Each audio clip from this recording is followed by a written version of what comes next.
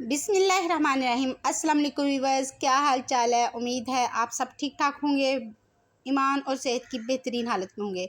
आज हम आपको पंजाबी स्टाइल में यानी पंजाब में बनने वाला गजरेला बताएंगे, जो कि बहुत मज़े का बनेगा, अच्छा बनेगा, टेस्ट में भी और खाने में भी बहुत मज़े का होगा।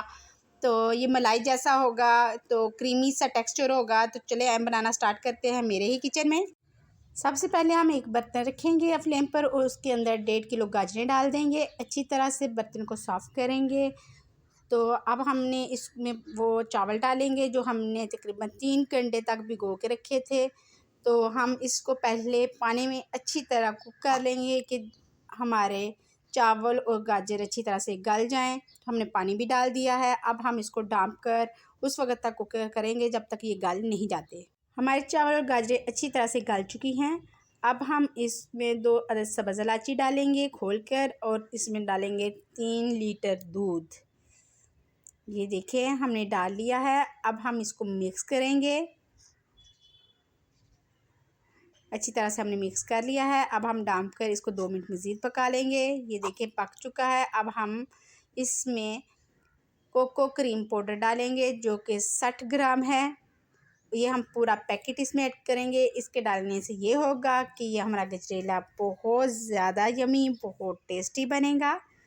ये देखिए हमने पूरा पैकेट डाल लिया है। अब हम इसको मिक्स करेंगे ताकि ये अंदर गुठलियाँ ना रह जाएं।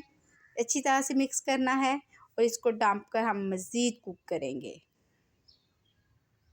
अब हम इसमें 300 ग्राम चीनी डालेंगे और इसको अच्छी तरह से कुक कर लेंगे और इसको हम मज़ीद 15 मिनट पकाएंगे। हमारा गजरेला बिल्कुल रेडी है। इस लेवल पे आकर अगर आप मज़ीद मलाई जैसा बनाना चाहते हैं तो इसमें आप देसी घी डाल लें। अब हम इसको डिश आउट करेंगे। हम इस तरह गजरेला प्लेट में निकाल लेंगे।